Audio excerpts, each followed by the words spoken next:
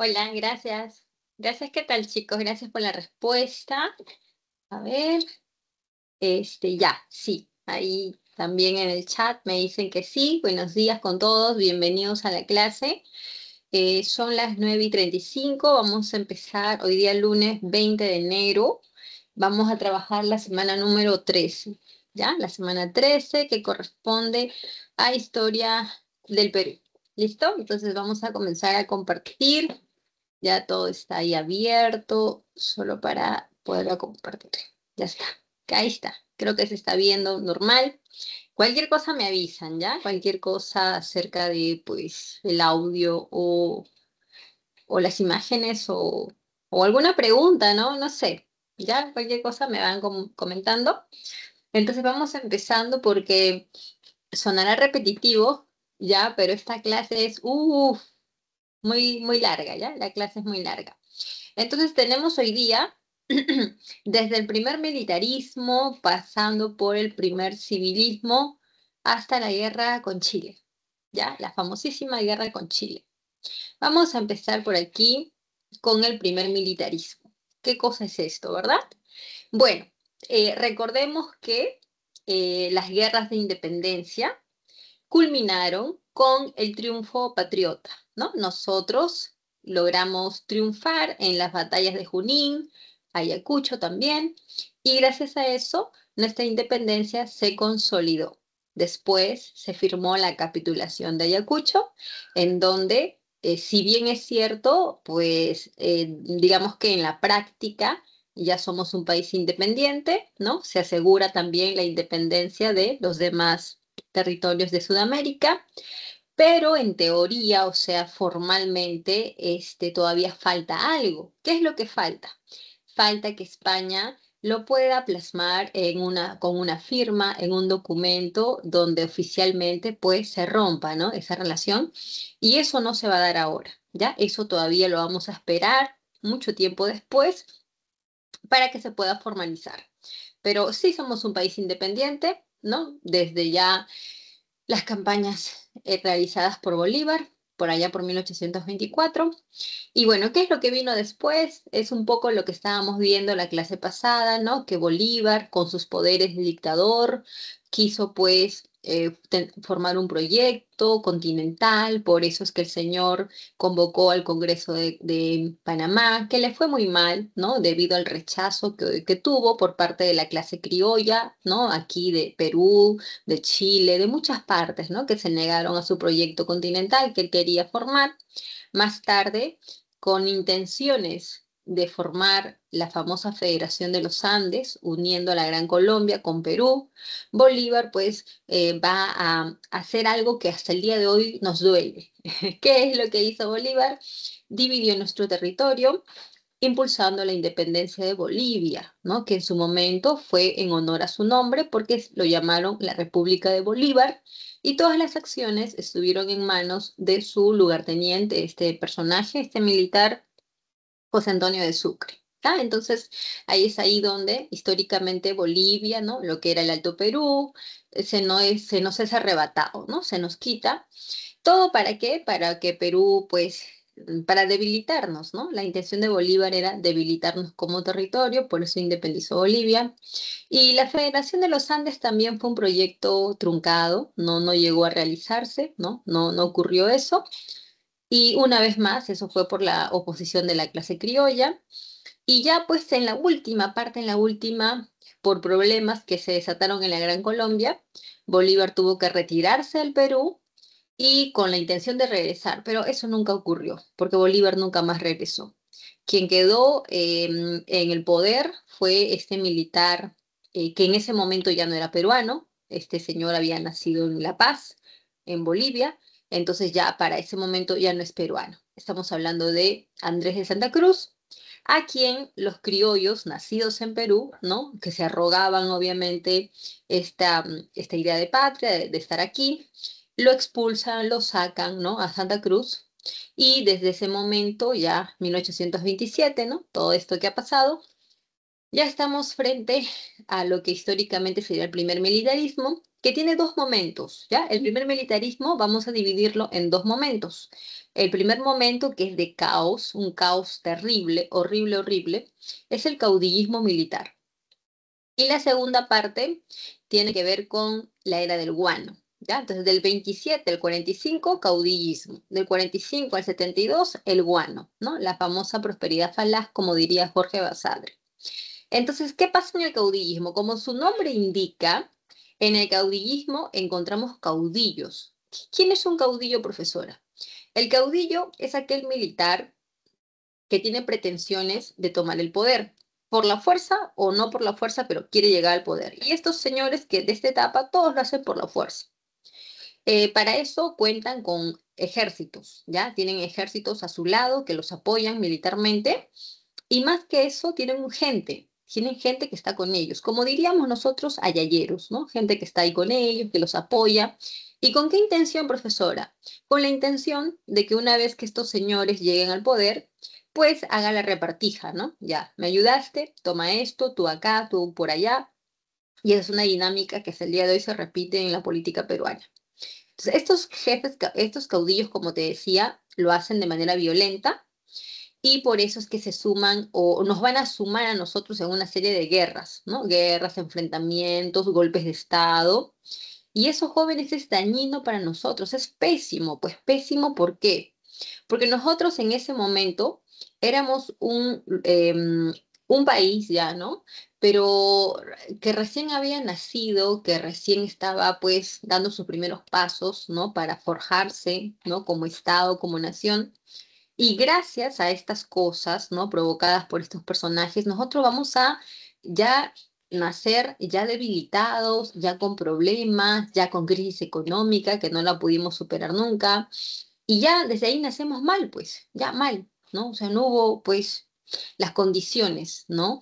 Para que nuestro proyecto de nación se consolidara. No las hubo y como Estado también vamos a tener, pues, problemas, ¿no? De índole político, social, económico y de alguna manera, pues, en ese momento los militares tomaron el control y nos dejaron, ¿no? Con secuelas que se van a ver, ¿no? En las próximas décadas, en los próximos gobiernos. Esta misma inestabilidad que ellos van a generar pues va a llevar a que la constitución cambie, ¿no? La constitución, la primera que tuvimos para 1823, ¿no? Que fue promulgada por nuestro primer Congreso Constituyente, esa constitución cambió, cambió, cambió según quién llegaba al poder. Si lo hacía un militar conservador, pues su constitución era de tendencia conservadora, y si era un militar de tendencia liberal, pues su constitución era de tendencia también liberal. Entonces, así vamos a estar como un péndulo, ¿no? Para acá, para allá. Guerras civiles, un montón, que arruinaron nuestra economía mucho más. Y como te decía, pues en estos años se da este debate, ¿no? Este choque entre aquellos que son liberales y aquellos que son conservadores. ¿Ya? La mayoría de nuestros gobernantes fueron conservadores. ¿Por qué? Porque la idea de un gobernante conservador es la idea de un gobernante autoritario, un gobernante que quiere tomar todo el poder en sus manos y, digamos que, estar por encima de las demás instituciones del Estado, de tal forma que todo lo que se decida, pues, sea, ¿no? Impulsada por este personaje, por este presidente, y el poder del Congreso no equilibra su poder, sino que es un poder menor, ¿no? Sujeto a lo que este presidente quiera decidir. Y obviamente que el pueblo queda relegado, ¿no? Relegado como un sujeto pasivo que solamente tiene que, digamos, verticalmente, recibir, recepcionar, ¿no? La voluntad de estos gobernantes. Lo contrario es aquellos que son liberales, ¿no? Que lo que más bien ellos están a favor es de un equilibrio de poder, donde el Congreso tenga un papel muy activo como representación del pueblo, por lo tanto, se le da un mayor protagonismo al pueblo para que puedan hacer llegar sus pretensiones o de repente el pueblo pueda hacer escuchar su voz. Esto con la idea de que esto es lo mejor, ¿no? Dentro de la dinámica del poder, porque de lo contrario, pues este pueblo que tú, si lo tratas de mantener reprimido, ¿no? Lo que va a pasar es que va a rebelarse de repente, ¿no? Levantarse. Entonces esa no es la idea para un equilibrio del poder o para mantener una estabilidad política. Entonces los liberales van de alguna manera a reunirse, ¿no? En torno al Congreso, mientras que los conservadores se van a reunir en torno al poder del Ejecutivo, ¿no? Del presidente. La lucha va a ser entre ellos, estamos hablando de una lucha ideológica, sí, y también llevada a las armas, ¿no? Porque los militares que se enfrentan, también algunos son liberales, otros son conservadores. A nivel social, durante los años de la independencia, ¿no? Las guerras de la independencia, tú sabes que eso generó muchos gastos. O sea, no es una cosa de que yo voy, peleo y no es así. Detrás de eso hay un montón de inversión, un montón de dinero para financiar todas las guerras, ¿ya? Entonces, ¿cómo se financió eso? Tú nunca te has puesto a pensar en eso, ¿sí o no? ¿Dónde salió la plata del cielo? Muchas familias criollas de poder económico colaboraron prestando dinero, ¿ya? Prestando dinero, el cual recién en la era del guano se les va a regresar, ¿no? Se les va a pagar. Entonces, estas familias criollas poderosas, al prestar dinero, también sus negocios, al verse afectados por la guerra, comenzando por el comercio, que fue paralizado, las tierras también fueron abandonadas, ¿no? Muchos negocios también que cerraron. Entonces, al verse afectadas de esa manera, esa élite criolla se debilita, ¿ya? Se va a debilitar en esta etapa, ¿no? Durante estos años del caudillismo. Y respecto a las relaciones de explotación, ¿no? Las relaciones sociales, laborales también, vamos a observar que la esclavitud se mantiene. A pesar de esta ley que en el protectorado San Martín impulsó de los vientres libres, eso fue un saludo a la bandera, como decir, ¿no? Porque la esclavitud se mantuvo totalmente y como fecha de sí abolición de la esclavitud es recién con Castilla, ¿no? Con Ramón Castilla, cuando estaba iniciando su segundo gobierno. Ahí sí me puedes decir se abolió la esclavitud, pero aquí no, pues, ¿no? Porque en teoría supuestamente nacían libres, pero en la práctica no ocurrió, porque los dueños de los esclavitos, ¿no? De los esclavos, por esta, digamos, por esta situación de que ellos seguían manteniendo a los esclavos, entonces por eso mismo ellos, ¿no? Argumentaban de que ese esclavo le debía la manutención. Por lo tanto, tiene que pagarme eso. Pues claro, porque será libre, pero está en mi barraca y está siendo amamantado por mi esclava, que es de mi propiedad. Entonces, de alguna manera me tiene que devolver todo eso que yo le da un techo y una comida. Entonces, que trabaje primero para mí, ¿no? Que me sirva y ya más tarde lo liberaré. Entonces, así lo entendieron, ¿no? Y los indígenas continuaron siendo explotados. Varios mecanismos de explotación de la etapa colonial continuaron tal cual, tal cual, tal cual. El yanaconaje, el pongaje, ¿no? El sistema latifundista, todo eso continuó. O sea, la idea de que en un pedazo de tierra, ¿no? Propiedad de un hacendado, ¿no? Un blanco, dentro de esa tierra trabajan los indígenas por sueldos miserables y los explotan y los tratan mal y todo eso continuó, ¿no? Y el indígena, pues, sin participar en la vida política porque digamos que los mecanismos de poder que se establecieron, ¿no? Durante la etapa del primer militarismo marginan, ¿no? De la vida política como ciudadanos a la población indígena. En la economía también nos quedamos reducidos porque el comercio se vio paralizado y tú sabes que el comercio con lo que es la aduana ¿no? Era nuestros ingresos más importantes. Y durante los años de la independencia se vio perjudicado el comercio. Lo mismo pasa con el tema del latifundismo, ¿no? Los criollos se han debilitado y los criollos son los dueños, ¿no? De muchas de esas tierras donde trabajaban los indígenas. Entonces, esos ingresos que para nosotros eran los más importantes, durante los años de la independencia se vieron reducidos. Entonces, ahora, ya con el primer militarismo, eso se va a reactivar, pero lentamente.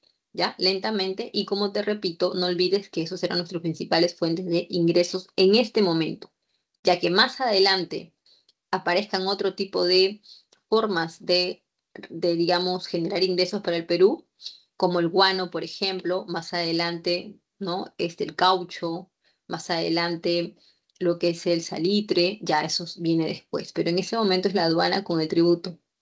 Respecto a los modelos económicos, algunos presidentes impulsan el librecambismo, como por ejemplo este señor, me parece que es Lamar, vamos a verlo ahora, y otros más, no, librecambismo, no, ahí nos estamos equivocando, librecambismo, Santa Cruz, ya, Santa Cruz sería como que el ejemplo más representativo de esto, ¿no? Mediante la ley de puertos libres. Y proteccionismo, ese sí es Lamar, ¿no? Que lo vamos a ver ahora mismo, ¿sí? Como puedes ver, el mapa peruano que está ahí ubicado en el centro del PPT, pues nos muestra un Perú bastante ancho, ¿no? Así como que caderoncito, ¿no? Así, un poco gordito, pero con su cinturita. Bueno, ese Perú es el Perú de inicios de la República, donde teníamos una mayor extensión territorial y contábamos con menos departamentos de los que tenemos hoy en día, ¿no? Son estos departamentos, como tú puedes observar, han sido creados a partir de las intendencias, ¿no? De las intendencias que en la etapa colonial reemplazaron a los corregimientos. A ver, el problema con nuestro mapa, con nuestras fronteras específicamente, es que no hay delimitaciones claras. Entonces, esto ya es un poco más de geografía el tema, ¿no? Pero al no haber una delimitación clara de las fronteras, se genera una, digamos, ¿cuál sería la palabra?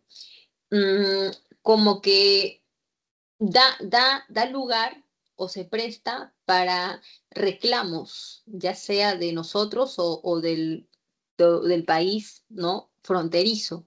Y en este caso, vamos a intentar evitar estos problemas fronterizos aplicando dos principios, el uti possidetis y el principio de libre determinación de los pueblos, que en realidad como que tanto no sirvió, ¿no? Tanto no, porque esto igual va a generar conflictos, ¿ya? Igual van a haber conflictos con países como la Gran Colombia, en su momento también esta situación es lo que indirectamente lleva, ¿no? A la guerra con Chile, que lo vamos a ver más adelante, ¿no? De qué manera esta situación también por ahí nos encamina hacia eso.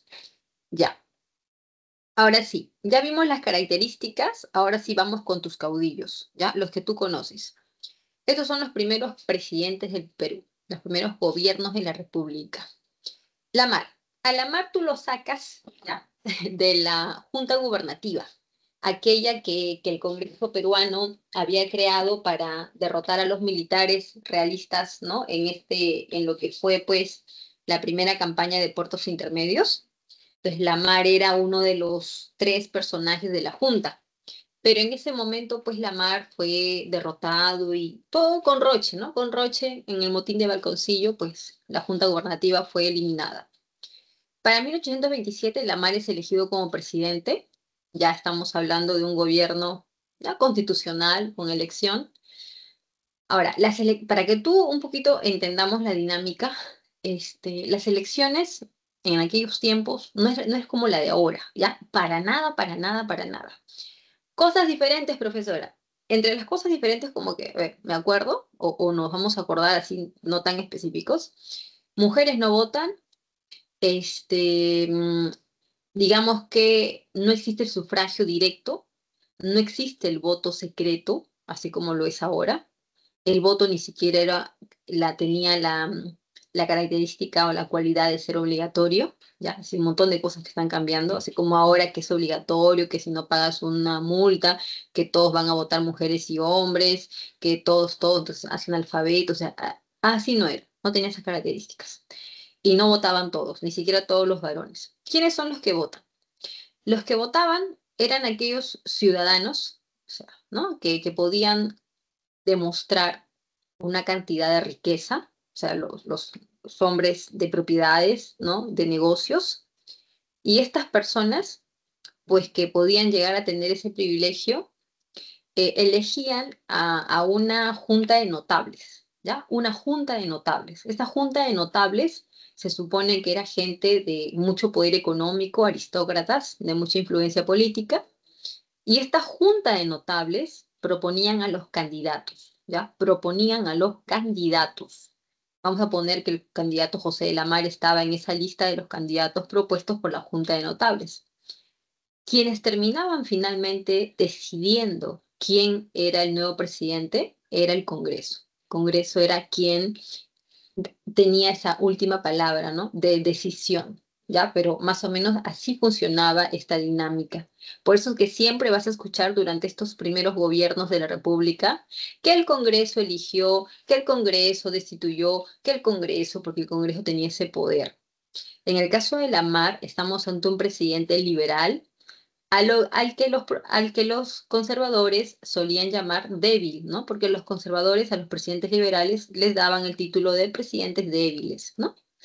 Entonces, Lamar como presidente es políticamente liberal, pero económicamente es conservador, o lo que también se conoce como proteccionista, en favor del mercado local, ¿no? Lamar entiende que eso es lo mejor para nuestro mercado, ¿no? Protegerlo, ¿no? Así lo entiende él.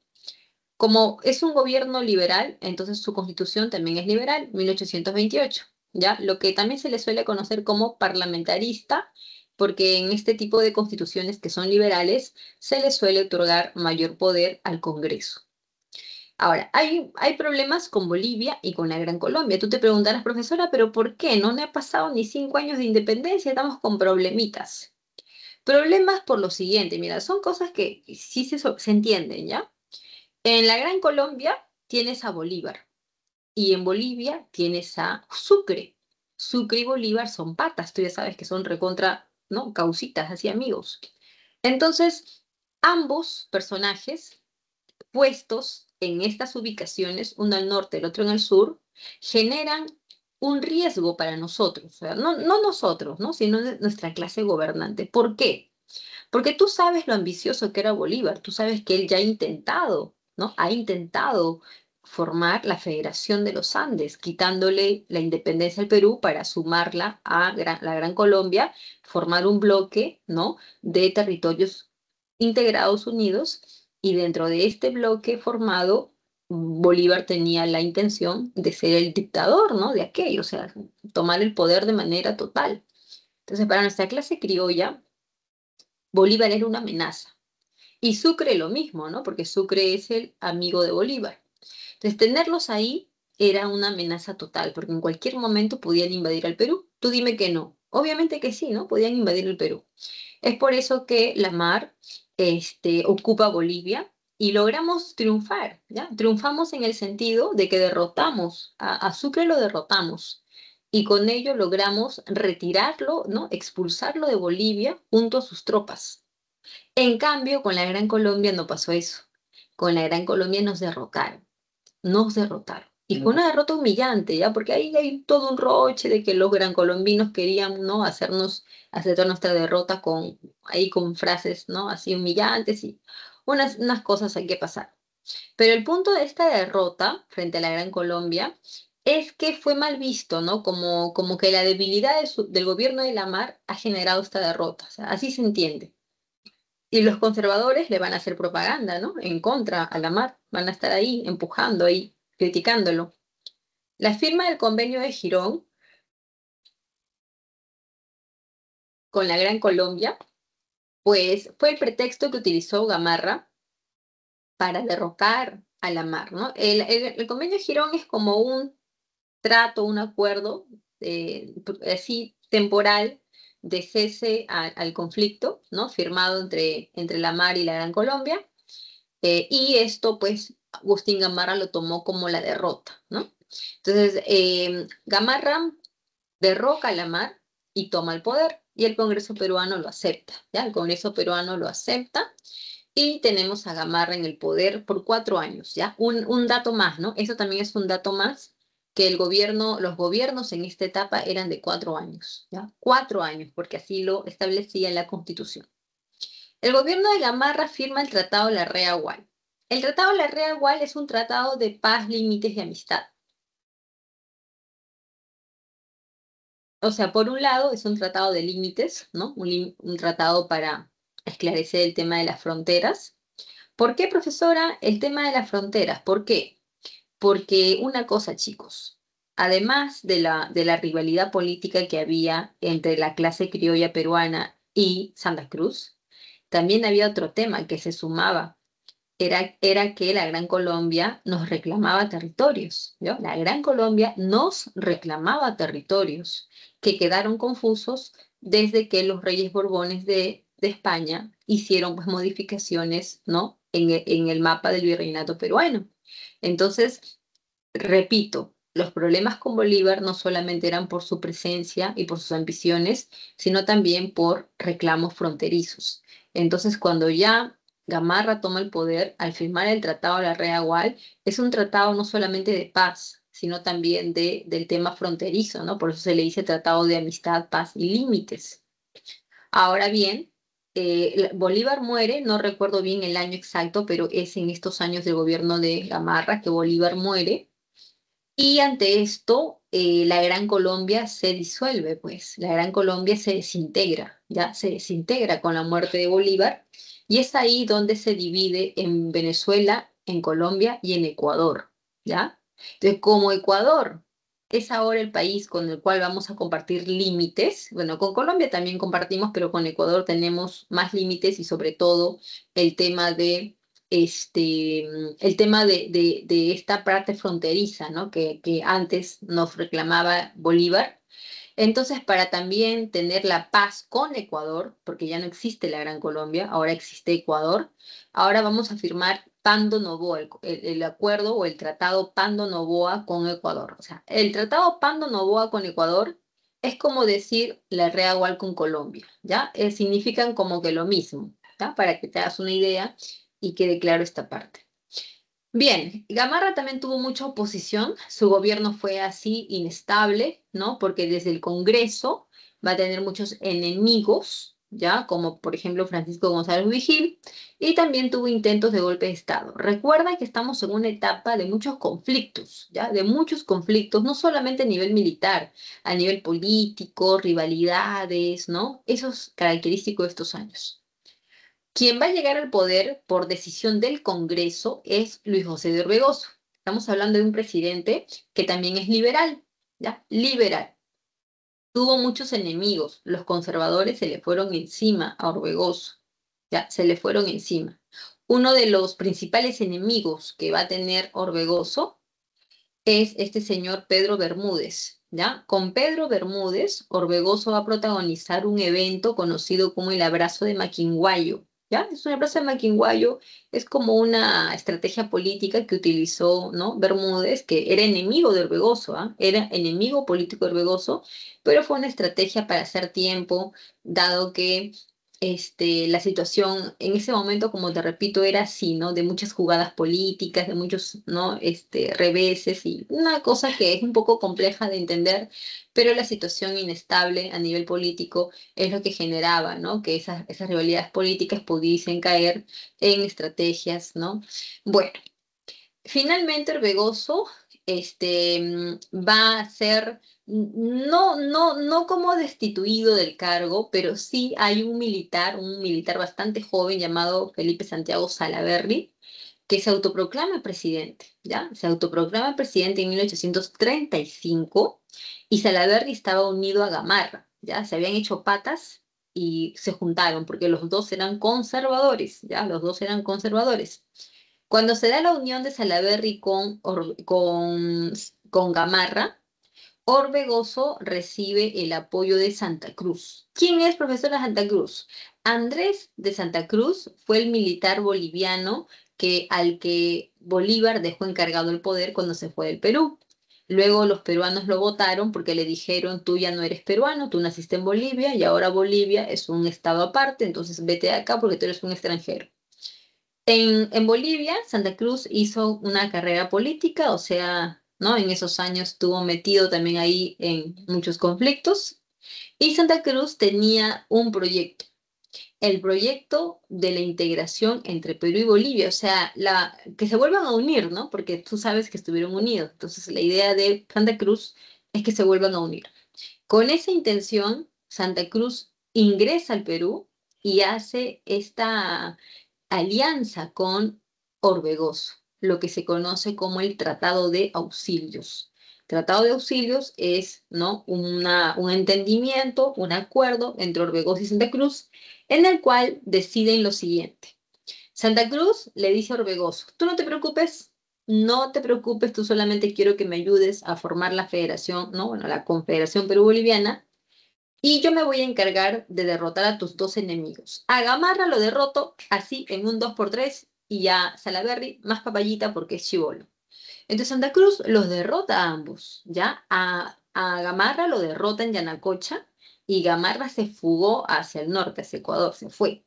Y a Salaverry lo derrota también en Socabaya y posteriormente lo fusilan en Arequipa.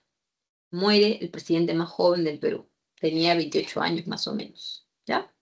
Muerto Salaverry, derrotado Gamarra, el camino queda abierto para el proyecto de la Confederación Perú-Boliviana. Es un proyecto bastante corto, rápido, efímero, solo fueron 3 años, así que acá no se llegó a consolidar nada, en el cual se buscaba integrar política y económicamente el Perú y Bolivia en un solo estado, así como lo estuvieron antes, ¿no? Porque antes Bolivia era el Alto Perú, entonces fueron parte del mismo territorio. Ahora, se van a volver a unir, ¿no? Según este proyecto impulsado por Santa Cruz, con la intención, ¿no?, dentro de los objetivos de tener la hegemonía comercial en el Pacífico Sur, desplazando a los chilenos. A los chilenos. Muy bien. Vamos a seguir viendo de qué se trata. Como características, se instituyó en el Congreso de Tacna. En el Congreso de Tacna fueron 3 representantes por cada estado. Estos representantes llegaron a, pues, acuerdos, como por ejemplo, ¿no? Por ejemplo, aquí en el Congreso de Tacna se acordó que la Confederación Perú-Boliviana estaría conformada por 3 estados, Estado norperuano, Estado surperuano y el Estado de Bolivia. Cada estado sería independiente, independiente. Tendría su propio presidente, su propio Congreso, tendrían sus propias leyes, ejércitos, actividades económicas, cada uno sería independiente. Pero, ¿no?, porque existen los pero habría un poder central. Y ese poder central estaría en la parte de Bolivia. Y aquí en Bolivia habría un protector, que sería Andrés de Santa Cruz. Su protectorado, su gobierno sería total, ¿no? Porque estamos hablando de un poder conservador, cerrado, autoritario, solamente liberal en lo económico, pero en lo demás totalmente conservador, ¿no? Autoritario. Y su gobierno estaba planificado para 10 años con la posibilidad de reelegirse. Reelegirse. Entonces, esto de aquí ya va a comenzar a traer negativas, ¿no? Rechazo, críticas por parte de los peruanos, sobre todo los peruanos, ¿no? Los peruanos van a rechazar esto. ¿Cuáles son las medidas de Santa Cruz? A nivel económico, chicos, ¿ya? A nivel económico son las medidas de Santa Cruz. Primera medida, romper el monopolio bilateral con Chile y la política de puertos libres. A ver, ¿cómo es esta parte del monopolio bilateral? Mira, acá tú observas el mapa, ¿sí o no? Vamos a ver si lo ponemos más grande. Ahí está, mira. Tú observas el mapa del Perú. La parte norte del Perú, con el tiempo, había generado un comercio cerrado con Chile. Bueno, acá no aparece Chile, pero imagínate que Chile y la parte norte del Perú tendrían un comercio cerrado, en el cual ellos nos vendían trigo y nosotros les vendíamos azúcar. Es azúcar, trigo, entre ellos y el estado y la parte norte del Perú. Entonces, es un comercio monopólico bilateral. Tú me vendes, yo te vendo, tú me vendes, yo te vendo. Eso es bueno para ellos, es bueno para Chile, es bueno para el estado norte del peruano. Pero para el estado sur peruano, ¿acaso esto es bueno? No, no es bueno, porque ¿en qué le beneficia? En nada. Y a Bolivia, menos todavía. Entonces, esto de acá, Santa Cruz lo va a querer romper. ¿Ya? Lo va a querer romper. Y también viene el tema de los puertos libres. ¿Por qué se decreta la ley de puertos libres? ¿Por qué sí o no? Ya, mira, ¿estamos en qué año? 1836. Creo que si tú calculas el tiempo, pues obviamente te das cuenta que estamos frente a la segunda revolución industrial, ¿no? Más o menos, ¿no? Bueno, no frente segunda, sino estamos como que entrando a la segunda revolución industrial. Entonces, en el mundo, ¿no? En el mundo, y sobre todo en Europa, en Inglaterra, se solicitaba, pues, ¿no? Esta extracción, ¿no? De materias primas, esta idea de poder buscar materias primas.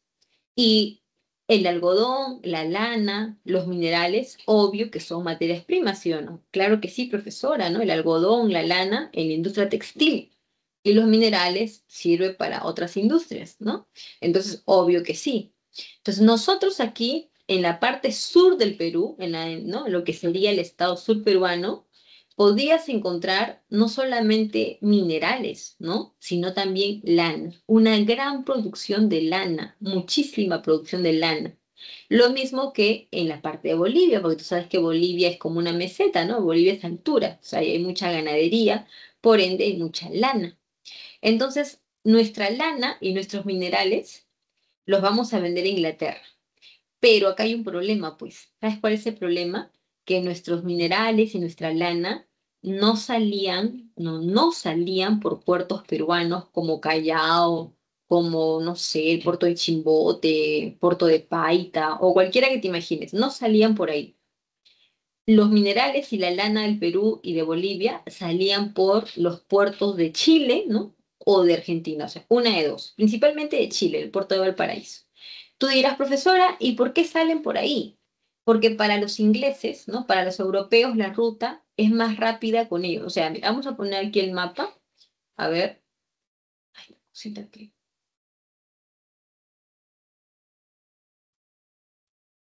Mapa. Mapa. América. Europa. Así es. Mm, yo quería que fuera más grande. Aquí, quizá esto. Mm, Bueno, el mapa ustedes se lo conocen. Obvio que ustedes se conocen el mapa. Mapa América. Estrecho de Magallanes. A ver, voy a hacer aquí. Ya chicos, miren, no sé, ojalá que se entienda lo que quiero explicar. Este, por aquí por Chile, ¿no? Chile, Argentina, hay un estrecho que siglos atrás los españoles cuando llegaron a América lo utilizaron, ¿no? Lo conocieron, ¿no? Lo llamaron Estrecho de Magallanes, ¿no? En honor a este navegante, Hernando de Magallanes. Y este estrecho te permite, ¿no? Te permite por acá, por la parte sur de Sudamérica, ¿no? Acá por acá tú la pasas, ¿no? La utilizas y de aquí te vas pues, ¿no? Hacia el norte para recorrer, ¿no? La América del Sur. Lo otro sería venir más al sur por aquí y ya por aquí pues las cosas del clima comienzan a ponerse feas porque te acercas más a la Antártida. Entonces por aquí nada más por el Estrecho de Magallanes es un buen camino que te lleva a Sudamérica. Porque si tú me dices, profesora, pero si de Europa yo quiero irme a América, profesora, yo agarro y me voy, ya pues, ¿no? Cruzo el Atlántico, profesora, y acá llego a América Central, ¿no? Acá está. Ya, pero América Central con barcos, ¿cómo lo vas a cruzar? Si para el siglo XVI, bueno, que estamos siglo XIX, ¿no? Para el siglo XIX no existe el Canal de Panamá. El Canal de Panamá se funda en el siglo XX.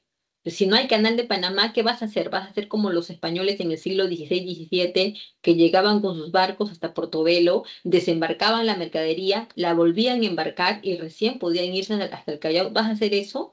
No, pues no vas a hacer eso. Entonces, para de Europa llegar aquí a Sudamérica, tienes solamente dos maneras, o por el Canal de Panamá, que todavía no se fundaba, o por la zona de Magallanes.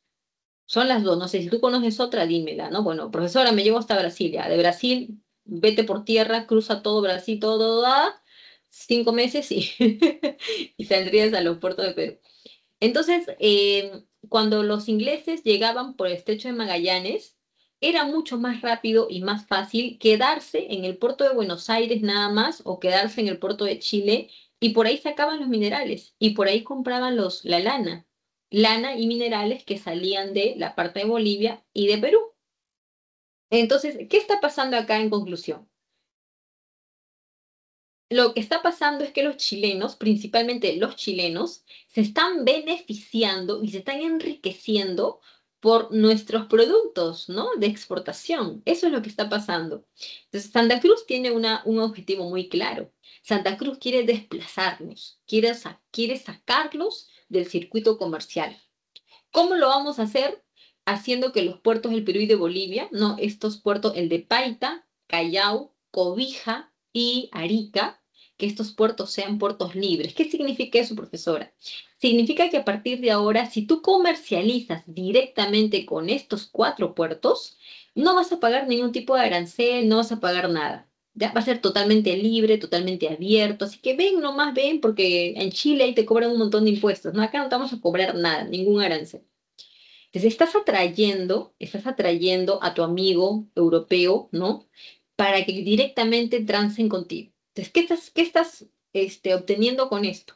Estás obteniendo que tus puertos sean conocidos, que con el tiempo se generen otros lazos comerciales, así como ahora te compran minerales y lana, en el futuro te pueden comprar muchas otras cosas más y ya ahí ya vas a comenzar a aplicarles, cobrarles, ¿no? Entonces, la idea es engancharlos y sobre todo estás logrando algo muy satisfactorio, dejar a los chilenos fuera del circuito comercial, arruinarlos, ¿ok? Entonces, esto de aquí es lo que trajo el rechazo, pues. Nuestros amigos los chilenos, nuestros hermanos los chilenos, van a estar pues ya reventando porque primero les has quitado el comercio monopólico que tenían con la parte norte del Perú y ahora esto, los estás arruinando, los pobrecitos van a caer en nada. A los chilenos se le unen los argentinos, que también tenían un poco la misma situación que Chile, ¿no? Con el tema del comercio, y hasta los peruanos conservadores que son de la parte norte del Perú. Ellos son del norte del Perú. Y ahí tienes un montón de militares. Ahí está Castilla, está Vivanco, está Gamarra. Hay un montón de militares conservadores que están en contra. Obviamente que Chile tiene pues motivos, ¿no? O sea, económicos, pero los peruanos conservadores más que todo eran pretensiones personales, ¿no? O sea, no me cae Santa Cruz y por eso lo voy a atacar. Más o menos así. Entonces, vamos a ver cómo termina esto. Mira, para que entiendas cómo termina esto, primero tienes que entender que hay alguien que está detrás de esto. Y este personaje que por aquí no lo veo anotado, por ahí debe estar, es este señor chileno, ¿ya? Que de repente alguno de ustedes lo ha escuchado alguna vez, que se llamaba Diego Portales. Diego Portales llegó a ser ministro de Relaciones Exteriores de Chile. Y en su momento, ¿ya? En su momento, Diego Portales se encargó de evidenciar, ¿no? El peligro de Chile si lograban o si permitía que la Confederación Perú-Boliviana se consolidara. O sea, eso es lo que quiero. Vamos a poner acá, vamos a ver por aquí esta. Cartas de Diego Portales, caray, Portales al Congreso chileno ante la Confederación. Vamos a ver. Ojalá que salga rápidamente lo que pretendo que salga. Ujú, ujú. No están las líneas. Ya mira, aquí hay uno de los escritos de Diego Portales refiriéndose a nuestra confederación. Mira, de donde dice la posición, aquí en el segundo párrafo, dice, la posición de Chile frente a la Confederación Perú-Boliviana es insostenible. No puede ser tolerada ni por el pueblo ni por el gobierno, porque ello equivaldría a su suicidio. No podemos mirar sin inquietud y la mayor alarma la existencia de dos pueblos confederados y que a la larga, por la comunidad de origen, lengua, hábitos, religión, ideas, costumbres, formarán, como es natural, un solo núcleo. Unidos estos dos estados, aun cuando no más sea que momentáneamente, siempre serán más que Chile. ¿Ok? Entonces ya con esto ya entendiste que los chilenos hacían la pichi, ¿no? Por la idea de la Confederación Perú-Boliviana. Y por eso es que van a intentar y van a buscar destruirla. Y Diego Portales es uno de los artífices porque logró que el Congreso chileno le declarara la guerra a la Confederación Perú-Boliviana. Muy bien, los chilenos se organizaron con el apoyo de peruanos, con el apoyo de argentinos, nos atacaron, nosotros, bueno, ellos a estas batallas las llamaron campañas restauradoras, porque según ellos, estas batallas trataban de restaurar el equilibrio continental de Sudamérica que se había visto afectado por la unión de Perú con Bolivia, ¿no? Por eso lo llamaron así. Y pues nos atacan, ¿no? Nos atacan y nosotros en la batalla de Paucarpata vencimos pues, a los chilenos, argentinos y peruanos. Los vencimos, ¿ya? Los vencimos y firmamos el Tratado de Paucarpata, en el cual los chilenos aseguraron que no nos volverían a atacar y que los dejáramos libres, ¿no? Porque nosotros capturamos a varios soldados chilenos, ¿no? Pero los liberamos, ¿no? Siempre los peruanos tenemos un corazón tan grande, ¿no? Los liberamos y los chilenos lo que hicieron inmediatamente después, ¿no? De esta derrota es nuevamente organizarse y nos volvieron a atacar. En esta segunda campaña de restauradora, los chilenos nos derrotaron en la batalla de Yungay, ¿ya? Ahí estuvo Gamarra de cajón, ¿ya? Bueno, chicos, ya está, pues, ¿no? La Confederación Perú-Boliviana se disolvió, quedó eliminada, y lo que tenemos a continuación es el gobierno de Agustín Gamarra, su segundo gobierno de este pata recontra conservador, ¿ya? Como puedes ver, su segundo gobierno está interrumpido. Solamente son 2 años cuando debieron haber sido 4, ¿no? ¿Por qué pasó esto? Porque Gamarra murió, ¿ya? Antes de ello, promulgó una constitución desde Huancayo. Le suelen llamar a esta constitución como la constitución de Huancayo. Y también comienza aquí la venta del guano con el contrato Quirós. Ahora, ¿cómo muere Gamarra? Tratando de invadir Bolivia. Porque algo que tú no sabes, ¿ya? Es que Gamarra y Santa Cruz alguna vez conversaron porque ambos tenían la misma idea de confederar Perú con Bolivia. Era la idea de los dos. Pero hay un problema, chicos. ¿Sabes cuál es el problema? Que la forma como hacer esa integración es lo que era diferente. Santa Cruz quería ser el artífice de la confederación y Gamarra, por su parte, también quería ser el artífice de esa confederación. Santa Cruz quería que la confederación tuviera como centro de poder a Bolivia. Gamarra quería que la confederación tuviera como centro de poder la parte norte. Entonces ya te diste cuenta que aquí, a pesar que tengan la misma idea, las cosas entre ellos no iban a llegar nunca a buen puerto porque ambos eran igual de ambiciosos. Entonces, con la intención de invadir Bolivia, Gamarra con sus tropas se van hacia Bolivia y ahí son derrotados en la batalla de Ingavi. Se dio la muerte de Gamarra en el campo de batalla y tras su muerte aquí en el Perú se desata una ola, ¿no? Una etapa de caos terrible, terrible, que se le conoce como la anarquía militar. Fueron tiempos pésimos donde tuvimos a caudillo tras caudillo y luego otro caudillo, o sea, total inestabilidad política. El único gobierno que digamos que logró consolidarse de cierta manera es el de Ignacio de Vivanco, el cual es conocido como un gobierno ultraconservador, conocido como el Directorio, ¿ya? Bueno, chicos, vamos con una parte más importante que es la etapa del Guano, ¿ya? Dirigido por Ramón Castilla, quien venció a Vivanco en la batalla de Carmen Alto en la Sierra.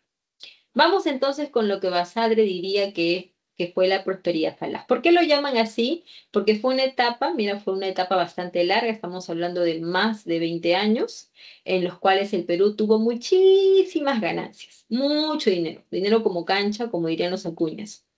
Pero al terminar esta etapa del guano, quedamos sumidos en una pobreza, en una crisis fea, fea, fea, ¿ya? Entonces, ¿qué pasó, verdad? ¿Qué es lo que pasó? Mira, el guano, como característica principal, es que es muy abundante. Imagínate, pues, ¿Sí? Hola, ¿van a decir algo? A ver, gente me están escribiendo algo, yo estoy aquí. Hable y hable como loca. Ah, ¿todo bien, chicos? ¿Van a decir algo? ¿Alguien va a decir algo? Ah, creo que no, ¿no? Ya, ya, entonces regreso al PPT. Entonces decía que el guano es abundante. Uf, un montón, un montón. Y en el extranjero adoraban el guano porque recuerda que estamos ante la revolución industrial y para poder fertilizar los campos, pues se requería de este fertilizante, ¿no? En Europa, pues, uf, amaban nuestro guano, Inglaterra sobre todo. Y lo bueno del guano es que requiere poca inversión, pues no es como la tierra que tienes tú que trabajarla, ¿no? O sea, fertilizarla, sembrar, cosechar. O sea, acá no. Acá solamente vas, recoges el guano, lo llevas al puerto, ¿no? Para rumbo a Europa y lo vendes, ¿no? Es eso básicamente, ¿no? Tiene inversión, sí, pero es menor, ¿no? Es menor. Mano de obra básicamente es lo que vas a necesitar. El guano, a pesar de tener una poca inversión para poder explotarla, aún así como estábamos económicamente mal, vamos a recurrir a sistemas de venta. El primer sistema de venta es el arrendamiento de la isla de Chincha. Bueno, de Chincha no, la isla Chincha. Esta isla va a ser arrendada a un empresario peruano, Quirós, quien el contrato se supone que era indefinido, ¿no? Pero debido a las ganancias que obtuvo el empresario al primer año, pues el Congreso peruano decidió anular el contrato, ¿ya? Lo anularon porque se dieron cuenta de que no era rentable para nosotros, ¿ok? Entonces lo anularon. Más tarde vino lo que son las consignaciones, ¿ya? Las consignaciones son establecidas en el gobierno de Ramón Castilla. Vamos a un poco dramatizar cómo es esto de la consignación. Mira, imagínate que yo soy una consignataria. Bueno, lo que yo soy es una empresaria. Yo soy una empresaria que tengo mucho capital, ¿no? Tengo ahí mucho dinero que quiero invertir en algo. ¿En qué puedo invertir? ¿En minería? No, la minería ya no es tan rentable como antes. Voy a invertir en guano. Entonces yo tengo mucho capital para invertir en guano y el Estado peruano me lo va a dar, pero en forma de una consignación. Eso significa que yo, como consignataria, me voy a encargar de todo el proceso de la venta del guano. Yo me voy a encargar de contratar al personal que van a ir a recoger el guano, lo van a embalar, lo vamos a llevar al puerto del Callao, vamos a pagar todo lo que se cobre, lo vamos a mandar a Europa, en Europa vamos a descargarlo de los puertos, los voy a vender, voy a cobrar el dinero y una vez que el dinero ya lo he cobrado, lo separo en tres partidas, en tres partes. Una parte, recupero mi inversión. La otra parte, mi ganancia. Y la otra parte se la entrego líquida al Estado peruano. Entonces, el Estado peruano no tiene que mover ni un dedo, solamente tiene que estirar la mano y ahí estaba el dinero de la venta del guano. Entonces, eso beneficia a todos. Tú ganas, yo gano y todos felices. Entonces, así fue lo que, ¿no? Lo que creó Ramón Castilla. Consignatarios, primero hubo extranjeros, también más tarde hubo peruanos, ¿ya? Y en los años 70 desapareció. Cuando Balta llegó al poder, desapareció las consignaciones y estableció lo que es el monopolio, entregándole la consignación del guano a la casa francesa Dreyfus, ¿ya? En lo que se llamó el contrato Dreyfus. Muy bien. Vamos con las características de la prosperidad falaz. A nivel político, es una etapa donde el Estado se fortalece. Profesora, ¿cómo es eso de que el Estado se fortalece? Lo que pasa, mis jóvenes, es que hay dinero. Y tú sabes que cuando hay dinero se pueden hacer muchas cosas. El Estado puede invertir en educación, en salud, en muchas cosas y la gente va a estar contenta. Además, gracias al dinero vamos a ver que el Estado puede llegar a muchas más partes del Perú, ya no solamente en Lima, Trujillo, como ciudades principales, el Estado puede llegar a la sierra o a muchas partes más. Además, teniendo a Castilla en el gobierno, ya que hay una etapa de prosperidad económica, ¿no? Castilla, que es un personaje autoritario, su poder va a ser lo suficientemente estable y fuerte para generar condiciones de estabilidad. O sea que en esta etapa de la prosperidad falaz, ya no van a haber guerras, conflictos, golpes de Estado, ya no va a haber eso, pues, o va a ser mínimo. ¿no? Va a ser muy poco, porque de alguna manera el gobierno de Castilla es muy sólido, es muy fuerte y va a lograr una estabilidad a nivel estatal también. La burocracia se expande. Profesora, ¿quiénes son la burocracia? La burocracia son los funcionarios que trabajan para el Estado en sus diversas instancias. Llámense pues los ministerios, las alcaldías, oficinas como la RENIEC, la OMPE o muchas otras más. Tú me entiendes, ¿verdad? Entonces, ellos cobran de lo que nosotros damos como impuestos, ¿sí o no? Entonces tú dices, ya, profesora, hasta ahí está todo normal, bacán. Pero tú sabes que la burocracia, ¿no? Estos funcionarios, mientras más funcionarios hayan, más funcionarios hayan, te lo repetí 3 veces, ¿ah? Para que entiendas lo que trato de decirte. Más dinero nuestro va a tener que irse a destinar a pagarles a ellos, ¿ya? Más dinero va a tener que pagárseles a ellos. Y tú sabes que ellos no cobran poco, ¿ah? Porque hace días nada más, semanas atrás, seguro has escuchado en las noticias de esta señorita secretaria del Congreso que le pagan 7.000 soles. ¿Y cuántos profesionales con maestría en mano o más pueden ganar eso? O quizá un poquito menos, un poquito más, pero se han sacado la mugre estudiando años, pagando su universidad, ¿no? Que no es barato para nada, y una secretaria que no la desmerecemos, pero que hay que poco ver el tema de la meritocracia en nuestro país, ¿no? Tú sabes que esos temas de que la secretaria que gana esto y que el amigo gana esto y el primo está acá y allá, son otras cosas, ¿no?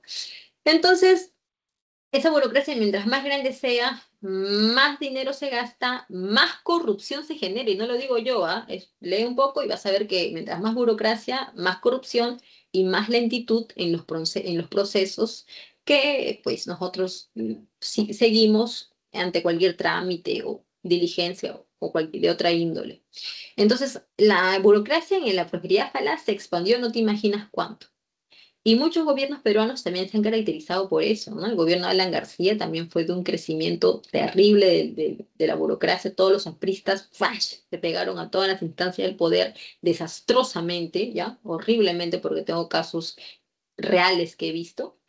En la etapa del oncenio fue otra etapa de crecimiento de la burocracia que fue, horrible. Hasta el Fujimori también, ¿no? En los años 90 fue igual.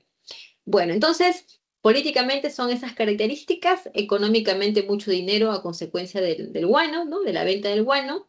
Incremento del gasto público. Tú sabes lo que es el gasto público. Creo que en tu curso de economía te han dicho que este dinero es el que se utiliza para diversas, bueno, áreas donde el Estado pues gasta, invierte, ¿no? Salud, educación, empleo, etcétera, etcétera, ¿no? Entonces, el gasto público se aumentó porque había dinero, pues, ¿no? Se entiende, ¿sí o no? Es como en tu casa, que tu papá gana 1.500, ustedes son un poquito apretados, ¿no? Que el desayunito con su pan, con su mantequilla nada más, pero de repente tu papá pasa a ganar 4.500 porque agarró un mejor trabajo. Entonces, ustedes en la casa gastan más ahora, ¿sí o no? Así es, como dice el dicho, según lo que ganas, gastas. Entonces, ahora tú vas a gastar en comprarte, pues, jamón del país y cosas, y entonces aumentó el gasto, ¿verdad? Porque hay más dinero. Y eso también genera corrupción, ¿no? En países como el nuestro genera mucha corrupción. Ahora, antes de ir con lo social, la pregunta acá es, ¿en qué se gastó el dinero del guano, sí o no? Claro que sí, porque usted es profesora. Toda la plata que entró con la venta del guano, ¿dónde está, profesora? Yo te voy a decir dónde está, ¿ya? Está en la clase militar y la clase civil que se beneficiaron con toda esta plata. A ver, mira, del 100% del guano, ahí como puedes ver la tablita estadística, un porcentaje, un pequeño porcentaje se fue para el tema de la abolición de la esclavitud. ¿Y por qué, profesora? ¿Cómo es eso de la esclavitud? Lo que pasa es que cuando Ramón Castilla estaba iniciando su segundo gobierno, por un tema de estrategia política, él dio la abolición de la esclavitud y también del tributo indígena. Entonces, con el tema de la esclavitud, pues imagínate que tú eres un criollo que has tenido tus esclavos. Tú has tenido 7 esclavos. Y esos esclavos a ti te ha costado comprarlos, ¿sí o no? Y además tú los has mantenido, ¿sí o no? O sea, mañana te los liberan y te dicen, ya estos esclavos ahora ya no lo son, ya son hombres libres. Entonces tú vas a ir y vas a reclamar. Y tú vas a decir, quiero que me indemnicen por los esclavos, porque me han costado mi plata, les he comprado su ropa, los he tratado bien, los he mantenido, así que quiero una indemnización por mis esclavos. Y el gobierno te lo va a dar, ¿ya? El gobierno te va a dar esa indemnización. Otro porcentaje de dinero se gastó en el tema de la deuda interna y externa. Recuerda que en el gobierno bueno, en la etapa de la independencia hubo familias que prestaron dinero y así como hubo familias peruanas, también hubo una deuda con el extranjero, con Inglaterra, que nosotros teníamos. Esas deudas estaban pendientes y Ramón Castilla va a crear la ley de la consolidación de la deuda interna externa y va a pagar, ¿ya? Se va a gastar como un 20% del dinero en pagar esto y hay otro porcentaje que es el pago, bueno, este gasto por los ferrocarriles, ¿ya? Tú sabes que en estos años el Perú se va a modernizar con la compra de los primeros ferrocarriles locomotoras, ¿no? Que lo vamos a ver ahora también, en la siguiente PPT. Entonces, eso también genera un gasto de un 20%. 20% en ferrocarriles, bueno, ahí le han puesto como 19, ¿no? Casi es 20, pues sí o no. 20% de, a ver, 20% ferrocarriles. Vamos a tratar de resumirlo así para que no nos hagamos bolas, ¿ya? 20% ferrocarriles, 20% deuda interna externa, 7% abolición de la esclavitud, ahí tienes un 47%. Te quedaría un 53%, ¿sí o no? Ese 53% que queda fue gastada en burocracia civil y militar, ¿ya? Entonces, esa es la forma como se gastó el dinero de la venta del guano. A nivel social, surge la oligarquía guanera. Profesora, ¿qué cosa es la oligarquía guanera? Tú sabes que oligarquía viene de esta idea de que gobiernan los hombres que son extremadamente ricos, ¿no? Y que pues estamos hablando de un grupo muy pequeño, pequeño de personas, de hombres que alcanzan a tener el poder. Entonces, una oligarquía es el gobierno de pocos que basan ese poder en sus riquezas, en sus propiedades. Aquí en el Perú, la oligarquía peruana estaba conformada por un pequeño grupo de familias que se hicieron ricas gracias al guano.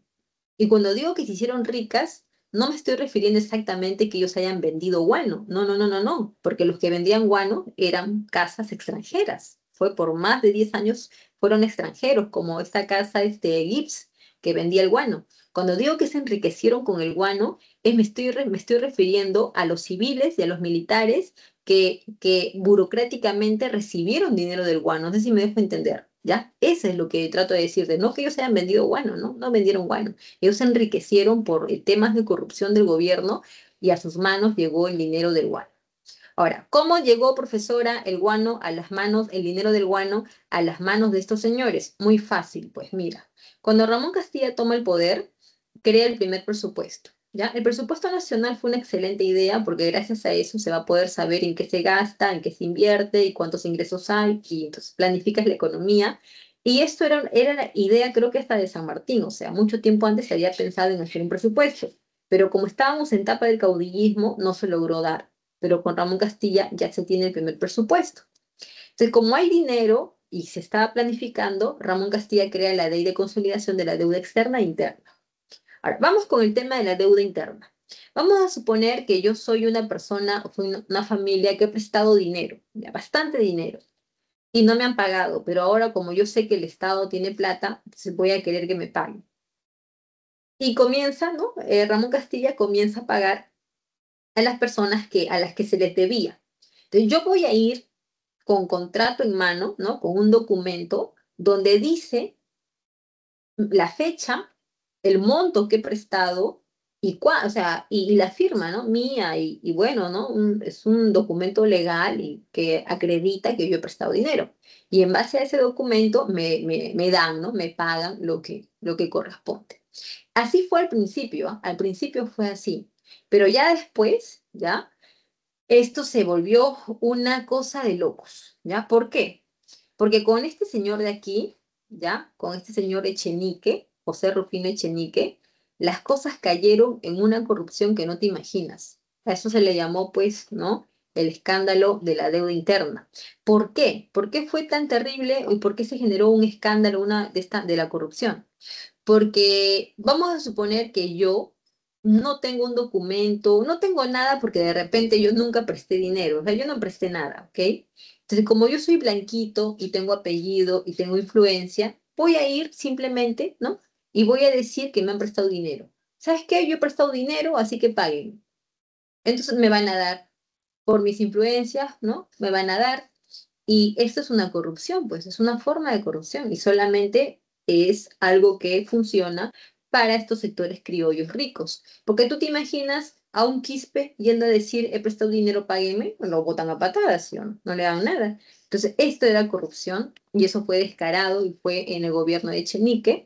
Entonces, de esa manera, pues el dinero llegó a enriquecer a esto que se va a llamar, pues, ¿no? A esta oligarquía peruana. Ahí están las consignaciones que ya les explicamos, la llegada de los chinos a los cuales se les va a llamar culís. Estamos hablando de la población asiática, principalmente chinos que llegaron al Perú con contratos en mano, supuestamente para trabajar en las haciendas, ¿no? No siempre pasó eso, no siempre fue así, porque muchos también de estos migrantes, bueno, inmigrantes fueron a parar a las Islas Chincha recogiendo el guano. Como te decía, el Perú se modernizó, tenemos obras como el ferrocarril Lima-Callao. Este ferrocarril era conocido como la Callao, ¿ya? De Lima al Callao.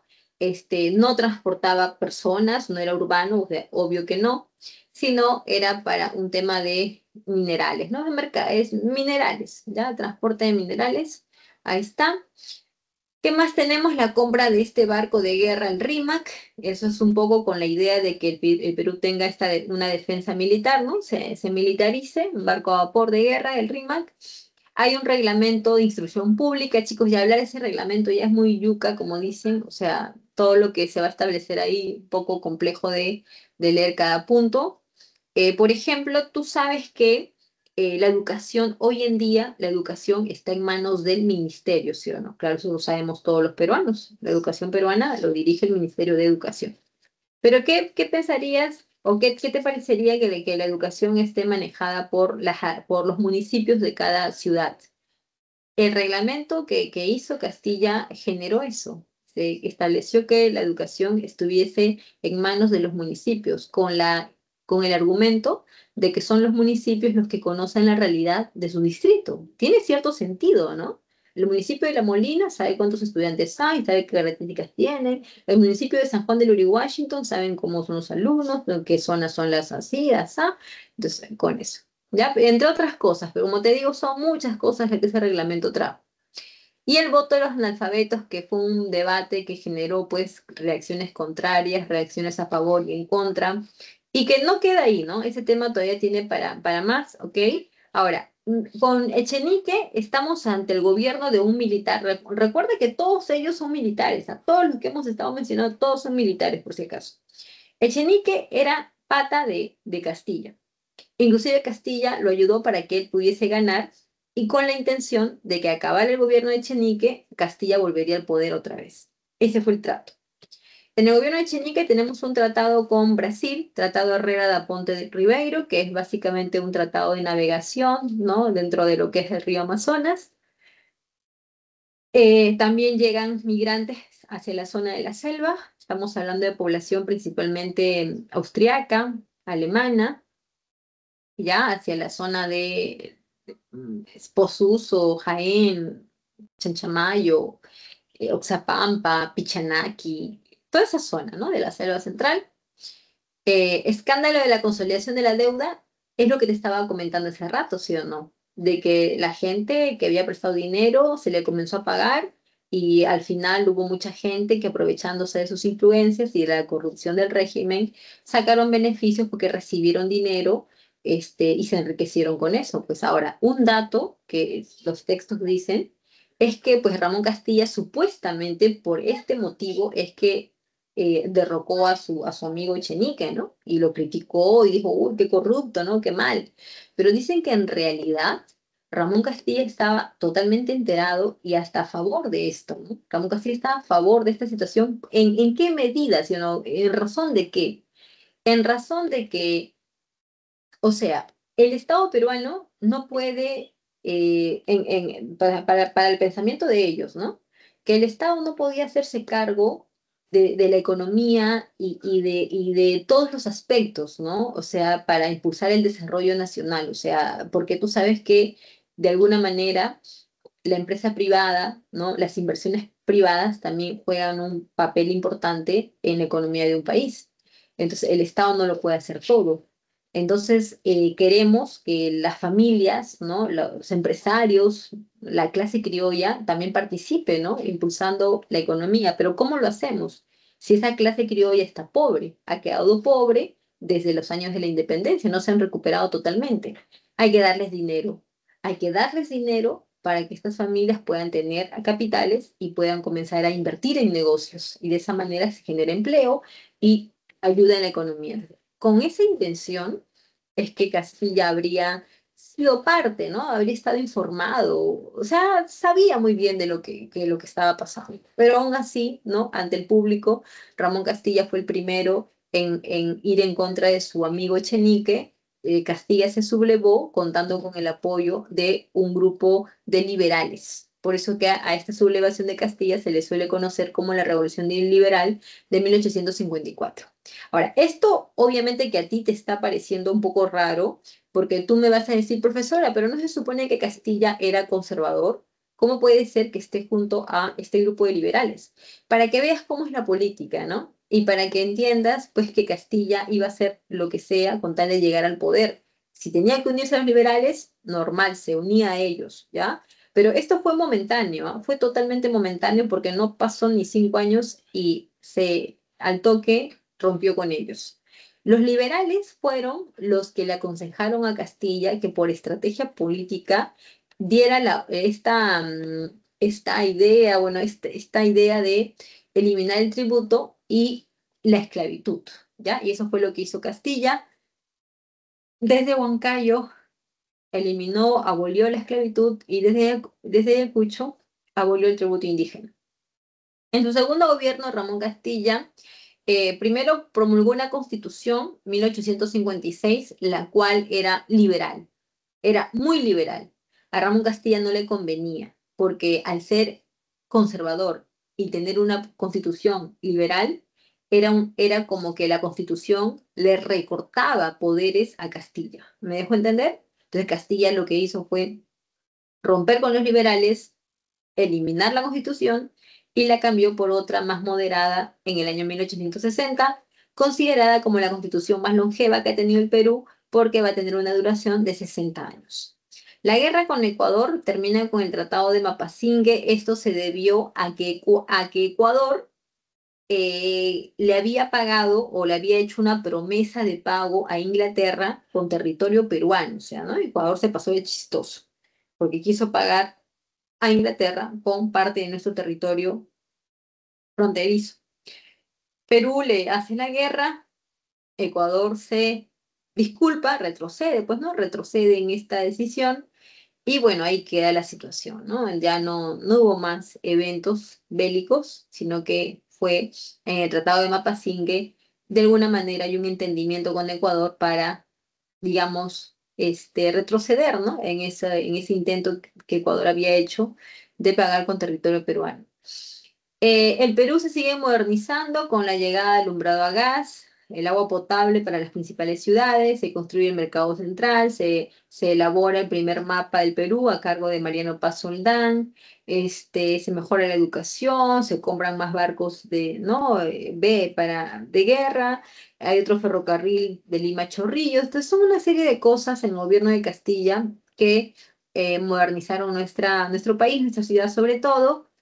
Y cuando el gobierno de Castilla termina, Miguel de San Román tomó el poder, pero fue muy, muy efímero, ¿no? Fue muy efímero, ¿no? Tras su muerte, ¿no? Tras la muerte de San Román, quien va a tomar el poder es este señor, estamos hablando de Peset, ¿ya? José Antonio Peset. Con Peset se desata una guerra, la guerra contra España. Muy bien, vamos entonces con la guerra con España. Mira, estamos en el siglo XIX. Y estamos viviendo lo que se conoce como el imperialismo colonial del siglo XIX. Eso lo hemos visto el lunes pasado. Es una etapa en la cual los países europeos, ¿no? Industrializados, van a intentar colonizar territorios en África, en Asia y en América también, ¿no? Van a intentar colonizar territorios bajo, pues, bajo el entendimiento de que el imperialismo se sustenta en la obtención de mercados, materias primas, ¿no? Mano de obra barata, y que para eso requieres, ¿no? De colonias que te puedan abastecer de todo eso. Entonces, España, aquí en América, va a intentar colonizarnos. Y mira, toma en cuenta que nuestra independencia nunca había sido aceptada formalmente. Entonces, en teoría, nosotros seguíamos siendo colonia de España. Entonces, en base a esa situación, también que nosotros nos habíamos comprometido con España a pagarles una indemnización de guerra cuando se firmó la capitulación de Ayacucho. Eso también España lo toma como argumento, ¿no? España dice, ustedes me deben dinero, ustedes lo prometieron y nunca me han pagado. Entonces, es un argumento que se suma para las pretensiones de España de querer volver a colonizarlos. Pero básicamente, chicos, como causa principal es que el mundo está viviendo bajo el imperialismo colonial. Entonces, de alguna manera, la invasión de España o la guerra contra España es parte de ese proceso de expansión imperialista europea, ¿ya? Así tienes que verlo, como que la guerra con España fue parte de la expansión imperialista del siglo XIX. Ahora, España lo que desea es nuestro guano, ¿no? Porque en ese momento el guano está en todo, pues, su auge. También recuerda que España no nos había firmado nuestra independencia y le debíamos, ¿no? Lo que se había acordado en la capitulación de Ayacucho. Ahora, ¿cómo comienza todo esto? Previamente al inicio de la guerra, España había enviado acá al Callao una embarcación que era una embarcación que supuestamente había llegado para hacer estudios, ¿no? Estudios de biología, ¿no? De ciencia. Pero en la práctica, esta embarcación estaba resguardada por otros barcos militares. Entonces, eso sí está medio raro, ¿sí o no? Entonces, bueno, no queríamos tener problemas con España, no dijimos nada. Ahora, para nuestra buena suerte, en la hacienda de Talambo, eso es en el norte del Perú, hay una pelea entre los trabajadores y producto de esa pelea hay un trabajador español que muere. Entonces, España manda a pedir, o sea, exige una explicación, ¿no? Por la muerte de este ciudadano español. Y como la respuesta no fue clara, ¿no? No fue clara la comunicación para responder respecto a esto, pues España envía a un comisionado, ¿ya? Este funcionario que España envía, nosotros los peruanos lo rechazamos, ¿ya? Lo rechazamos. Ahora, tú te preguntarás, profesora, pero ¿por qué fuimos tan majaderos, ¿no? De rechazar al representante español que enviaron, ¿no? ¿Por qué? Porque este representante que fue enviado vino con un título colonial, vino con el título de comisario regio. Entonces, si nosotros dejábamos ingresar a este comisario regio, era lo mismo que aceptar que aún seguíamos siendo colonia de España. Es como si nos enviaran, pues, a un visitador, a un intendente, a un virrey, a un oidor. O sea, esa es la idea de España. Entonces, no lo aceptamos y fue ahí que España, gracias a estos barcos militares que tenía en el puerto del Callao, tomó militarmente nuestras islas Chincha. Entonces, toma nuestras islas Chincha y España nos exige algunas cosas para devolvérnoslas. Como por ejemplo, nos exige que aceptáramos a su comisario regio, nos exige que le pagáramos lo que se había acordado en la capitulación de Ayacucho y nos pidió de manera inmediata una indemnización por todo lo que le hemos hecho pasar, ¿no? Como que, mira, es un trauma, ¿no? Que has rechazado a mi funcionario, que, uff, ¿no? Que me has hecho sentir mal. Entonces, una indemnización, un acto protocolar, una serie de cosas que España pidió. El presidente José Antonio Peset, bueno, Juan Antonio Peset, accedió a estas, ¿no? peticiones y se firmó el Tratado Vivanco Pareja, en el cual el Perú pues se compromete a pagar la deuda, ¿no? De la independencia. Y esto generó el reclamo de todo el pueblo peruano. O sea, el sentimiento de los peruanos es que Juan Antonio Pezet la ha malogrado, o sea, ¿no? Es pésimo lo que ha hecho. Se ha comportado como un cobarde, ¿no? Aceptando todas las peticiones de España y no poniendo la cara en la defensa de nuestro país. Entonces, el repudio fue del pueblo, el repudio fue de la prensa y también de otros personajes, ¿no? Del poder. El mismo Ramón Castilla también estuvo en contra de eso, ¿ya? Porque Ramón Castilla en ese momento era presidente del Congreso peruano. Entonces, Ramón Castilla también estuvo en contra de lo que hizo Pecera. Desde Arequipa se sublevó un militar llamado Mariano Ignacio Prado y gracias a esta sublevación se puso fin al gobierno de Pezet.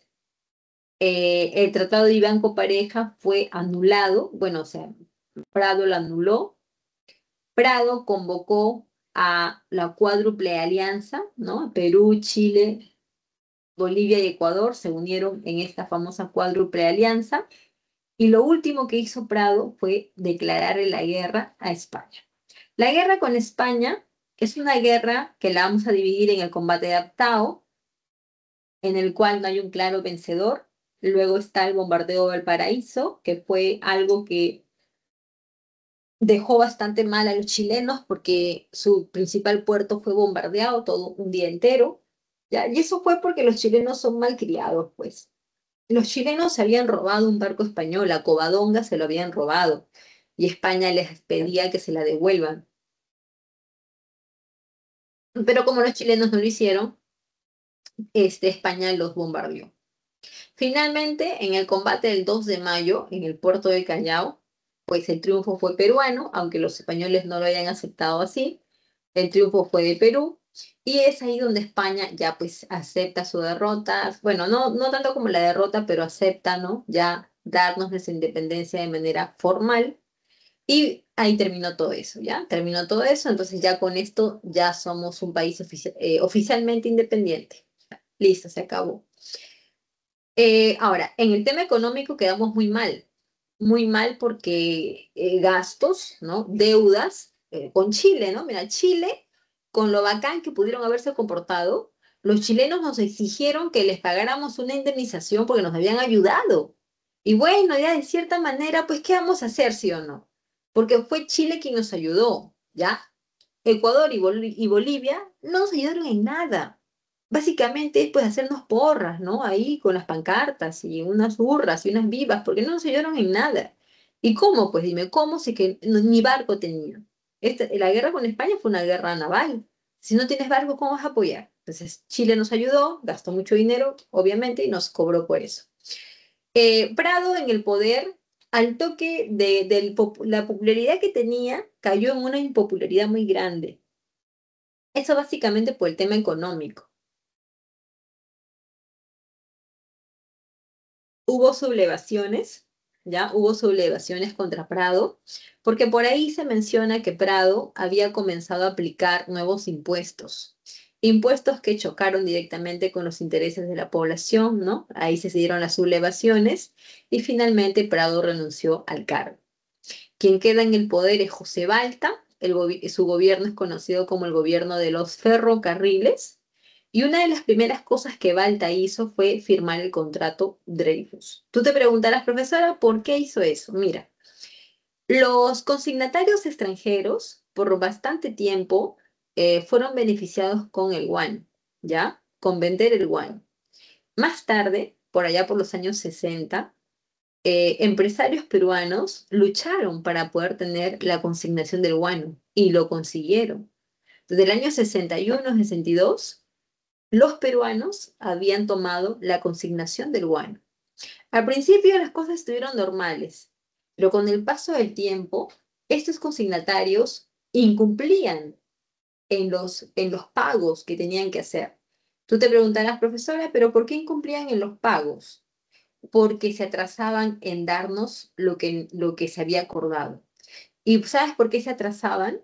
Porque estos consignatarios, el guano, lo llevaban a Europa, ¿no? Los guardaban, los almacenaban en los puertos y esperaban a que un comprador les ofrezca mayor dinero por el guano. O sea, tú me ofreces tanto, tú me ofreces tanto, viene otra persona que me ofrece más y le vendo a él.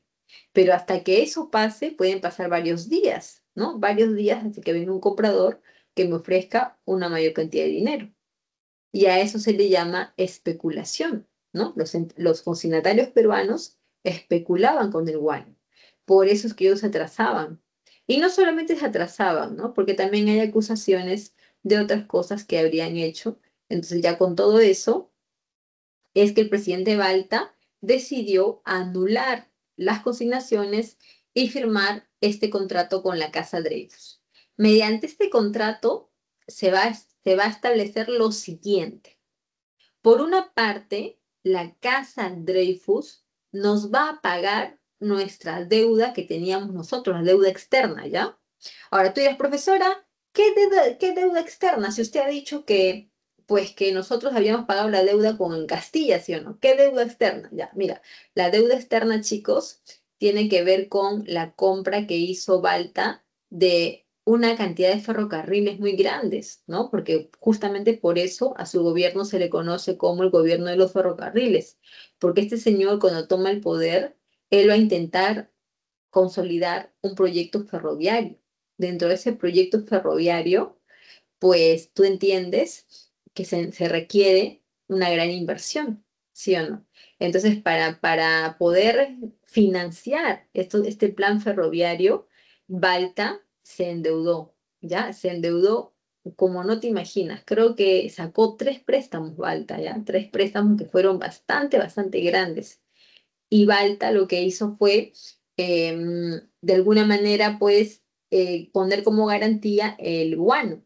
Entonces, bajo esto, le van a dar el préstamo, pues, porque nos van a dar préstamos bastante grandes, pero todo eso bajo la garantía del guano.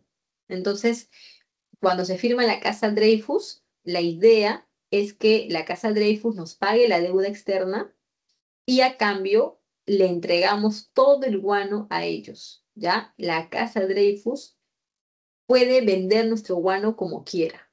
Puede venderlo a tal precio, puede venderlo en tales lugares, de cualquier mecanismo, porque el guano es de ellos. Con la única, digamos que la única condición es que nos pagaran nuestra deuda externa.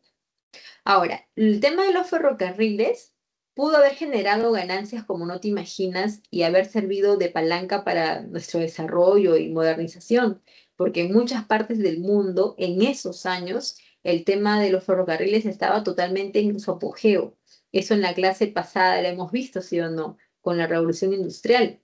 Entonces, aquí en el Perú no funcionó, jóvenes. ¿Por qué no funcionó? Porque nosotros elegimos digamos, como esta persona que se va a encargar de llevar a cabo este proyecto a Henry May. Henry May era un norteamericano que se le encargó, ¿no? Se le encargó la construcción de las líneas ferroviarias, ¿no? Para este proyecto ferrocarrilero que se estaba emprendiendo.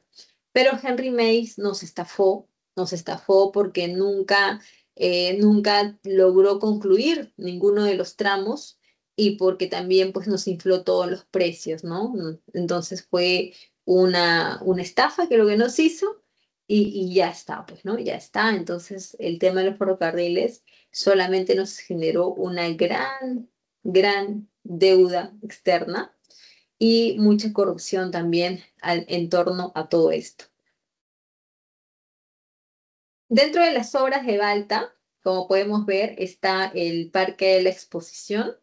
En la imagen se observa cómo era antes.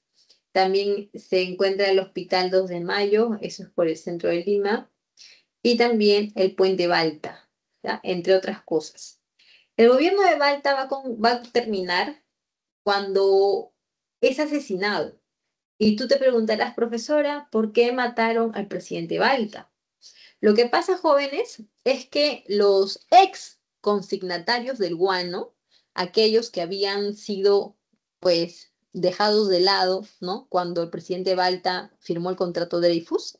Entonces, estos consignatarios del guano Al principio reclamaron por todo lo que habían perdido, pero como vieron que sus reclamos no salieron bien porque no les hicieron caso, entonces estos consignatarios decidieron crear su propio partido político, jóvenes, el Partido Civil. Estamos hablando del primer partido político del Perú, que como puedes ver, no fue creado con la intención de representar al pueblo y hagamos cosas por el pueblo, cambiemos la situación, nada de eso. Solamente estamos hablando de un grupo de hombres ricos que se han enriquecido con el guano y que al perder este negocio han decidido crear su propio partido político para representar sus intereses de clase. Y así funcionan todos los partidos políticos, mis estimados. Entonces, se crea el Partido Civil que en tan solo un año logró ganar las elecciones. O sea, un año de creación, participan en las elecciones y ganaron. Ganaron las elecciones y ante el triunfo de los civiles, los hermanos Gutiérrez, ¿no? Estamos hablando de 4 sargentos del ejército de Perú, pensando que perderían sus privilegios, ¿ya? Decidieron secuestrar al presidente Balta, lo secuestraron y posteriormente lo asesinaron. El asesinato del presidente Balta generó una gran conmoción entre la gente, ¿no? Entre la población peruana, que pues finalmente terminó con el alinchamiento de los hermanos Gutiérrez que murieron, ¿ya? Murieron. Solamente uno de ellos logró escapar. Los demás fueron linchados y murieron. Muy bien. Entonces, ahora sí, vamos con el civilismo, ya con la guerra con Chile ahorita. El civilismo es la etapa de la historia del Perú en la que por primera vez gobiernan los civiles. Por primera vez. Es un periodo bastante breve, novedoso, pero también es un fracaso. Es un fracaso porque nada bueno va a salir de esto. El fundador del Partido Civil y primer presidente del Perú es Manuel Pardo y Lavalle. Este señor fue el primer presidente civil. Fundó la Escuela de Ingenieros Agrarios, la Escuela de Ingenieros Civiles y de Minas. eh, Organizó el censo de 1876, ¿no? Un censo nacional. ¿Qué más? Y nacionalizó las salitreras de Tarapacá y firmó el Tratado de Alianza Defensivo con Bolivia. A ver, ¿qué está pasando acá? Eh, lo que está pasando es que no hay dinero, ¿ya? ¿Por qué, profesora? ¿Por qué no hay dinero? No hay dinero porque la casa Dreyfus nos había prometido pagar nuestra deuda y así lo hizo, ¿ya? Los primeros años lo hizo, pero luego ya no quiso, ya. Luego ya no quiso. ¿Y por qué ya no quiso? Porque el guano había caído su precio en el mercado mundial, ¿ya? El guano ya no valía como antes. Imagínate, pues, de valer 10 soles, ¿no? Por poner un ejemplo, baja a 1,50 sol. O sea, ya no te genera ganancia. ¿Por qué? Porque ahora lo que está de moda, lo que está pues cada vez con mayor este, preferencia por el público es el salitre, ya que el salitre no solamente te sirve para fertilizar, ¿ya? Porque también sirve para eso, sino que también te sirve en las industrias, sobre todo en la industria bélica, que como puedes darte cuenta, como estamos ante la paz armada, entonces todas las naciones europeas necesitaban del salitre para poder usarlos en sus industrias, ¿no? Bélicas. Entonces, al caer el guano y esto va a generar que la casa Dreyfus nos anule el contrato y fue después que se hace un nuevo contrato con la casa Rafael, ¿ya? Ahora bien, además de que la casa Dreyfus no nos quiere, pues no nos quiso pagar ya la deuda, eh, hay que echarle el ojo a Tarapacá, ¿no? Nuestro territorio, en la parte sur del Perú. En Tarapacá se habían identificado yacimientos de salitre, ¿ya? Entonces, estos yacimientos podrían ser nuestra solución. ¿Por qué? Porque si podemos tomar, ¿no? Tomarlas y comenzar a venderlas, nos va a generar un montón de ingresos económicos. Ahora, si tú ibas a Tarapacá, tú ibas a encontrar que el lugar estaba tomado por peruanos, por bolivianos y por chilenos. Entonces tú dirás, profesora, pero ¿por qué chilenos y por qué bolivianos?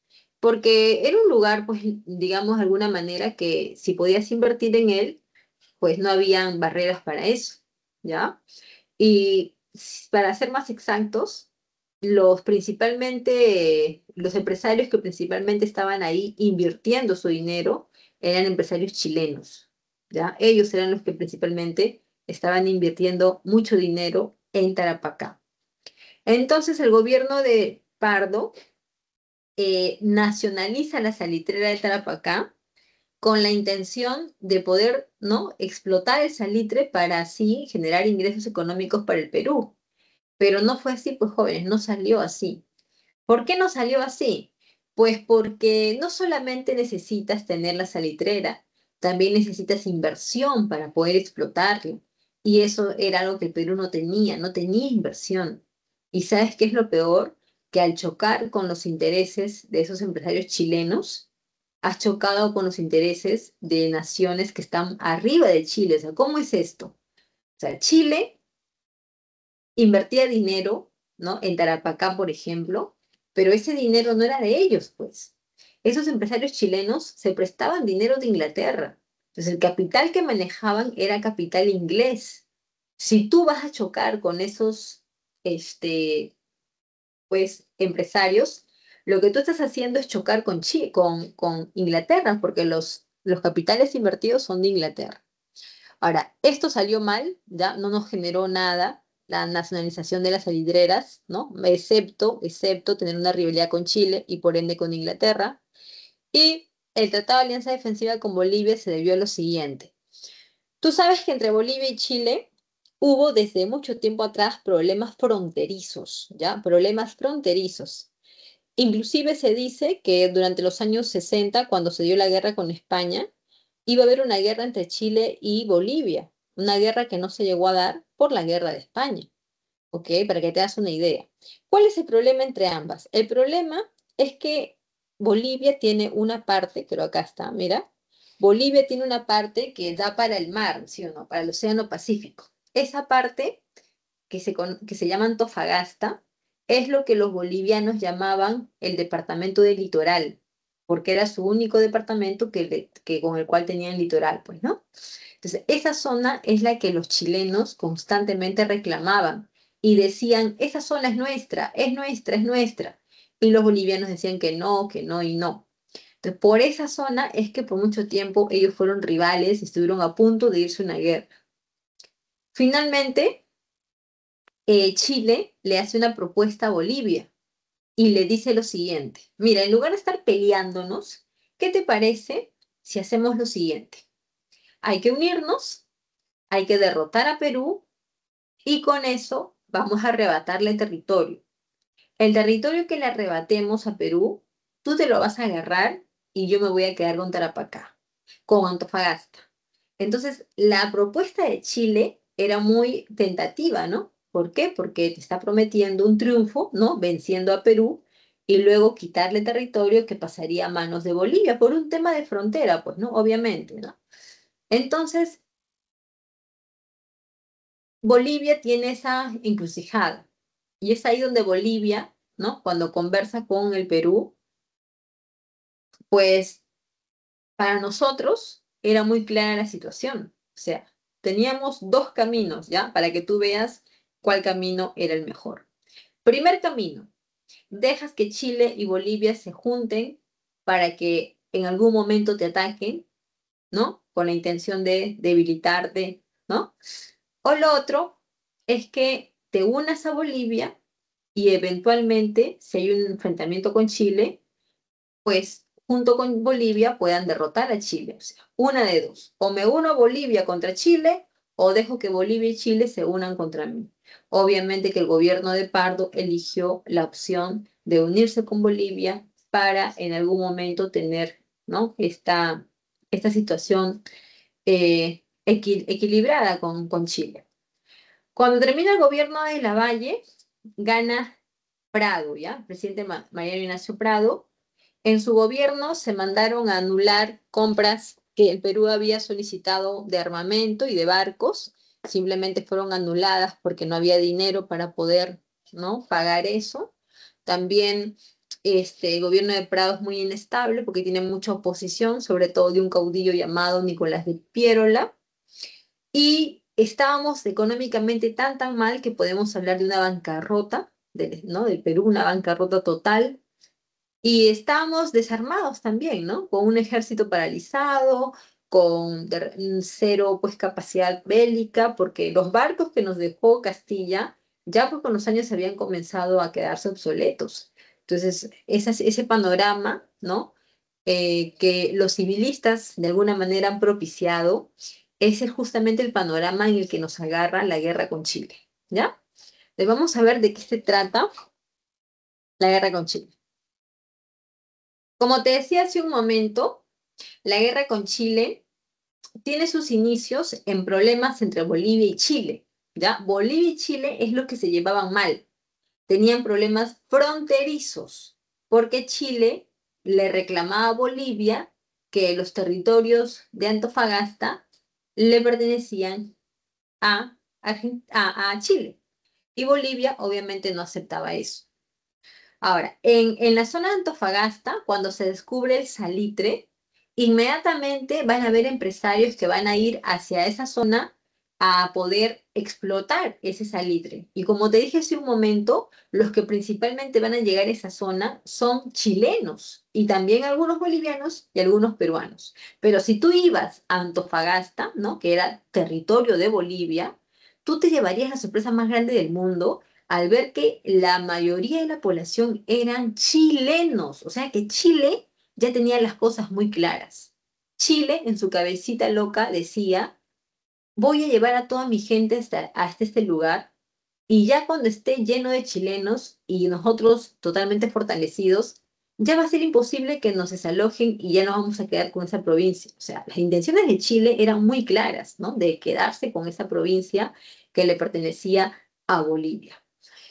Hubo un presidente boliviano corrupto que les dijo a los chilenos que podían explotar su salitre sin pagar impuestos. Entonces, ese fue Mariano Melgarejo, presidente de Bolivia. Más tarde, cuando Hilarión Daza toma el gobierno de Bolivia, Hilarión Daza desconoce el tratado que ha firmado Chile con Mariano Melgarejo. Entonces Hilarión Daza les dice a los chilenos que no me interesa si ustedes han firmado un tratado donde dice que no van a pagar ningún acuerdo, ningún gasto, ni nada, o sea, no me interesa. De aquí en adelante, ustedes van a pagar 10 centavos por cada quintal de salitre que recojan de Antofagasta. Los chilenos se negaron y no quisieron, no quisieron y no quisieron. Entonces, Hilarión Daza lo que hizo fue llevar sus ejércitos a la zona de, ¿no?